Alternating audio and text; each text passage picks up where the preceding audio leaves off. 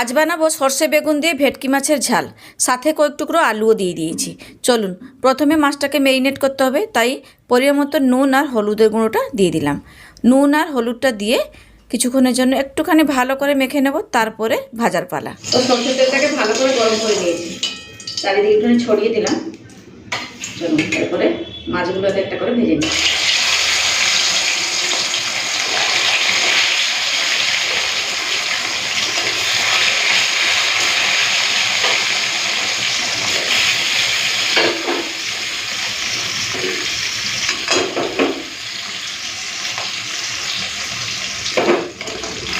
মাছটা একটু ভাজা হয়ে গেছে, উল্টিয়ে দিই।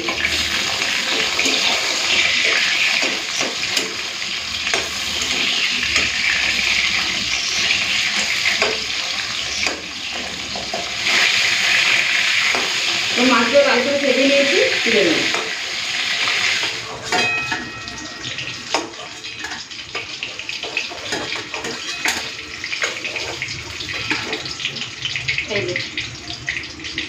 তো মাছ ভাজাটা তুলে নিয়েছি। প্রথমে বেগুনগুলো ভেজে তুলে নিই, তারপর আলু ভাজি। অল্প একটু নুন দিয়ে দিচ্ছি ভাজার সময়।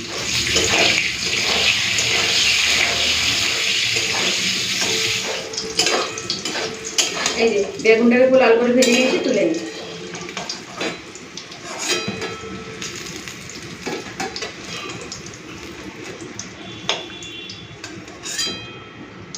মাছ আর বেগুন দুটো ভাজা হয়ে গেছে।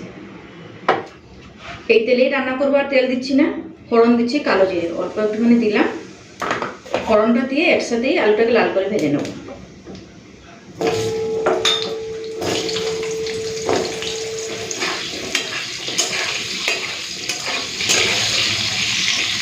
তো এখন 2 মিনিটের জন্য ঢাকা দিয়ে দিই, তাহলে আলুগুলো হালকা সেদ্ধ হয়ে যাবে আর লাল লাল করে ভাজা হবে। সেই সঙ্গে আমি সরষেটা বেটে নিই। তো শিলটা পাতিয়ে নিয়েছি। এখন দুটো কাঁচা লঙ্কা দিয়ে সাদা সর্ষে বেটে নেব। শিলে দিয়ে দিলাম সাদা সর্ষে পরিমাণ মতো। অল্প একটুখানি নুন দিয়ে দিচ্ছি বাটার সময়। লঙ্কাটা পরে দিয়ে বাটবো। আপাতত আগে সর্ষেটাকে একটুখানি বেটে নিই।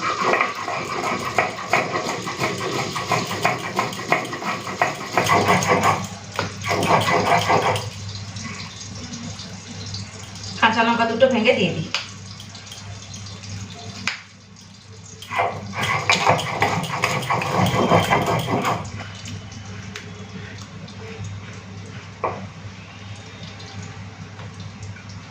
তো এই যে সরষে বাটা করতে করতে আমার এদিকে আলু ভাজাও হয়ে গেছে, পুরো লাল করে ভেজেছি। আর ঢাকা দিয়ে দিয়ে ভেজে নিচ্ছিলাম, আলুগুলো সেদ্ধ হয়ে গেছে। চলুন, এখন দিয়ে দেবো সরষে বাটার জলটা।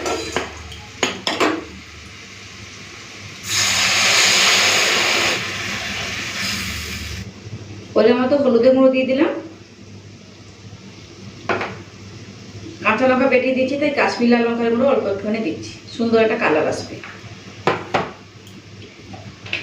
নুন দিয়ে বেটেছিলাম, অল্প একটুখানি নুন দেবো। চিনি দিচ্ছি একটুখানি।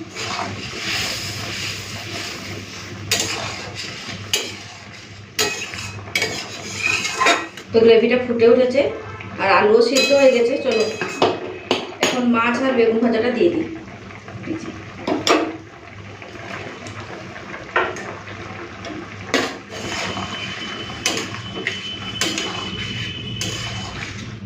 তো সর্ষে বেগুন আলু দিয়ে ভেটকি মাছের ঝাল রান্না হয়ে গেছে, ঢেলে নিচ্ছি।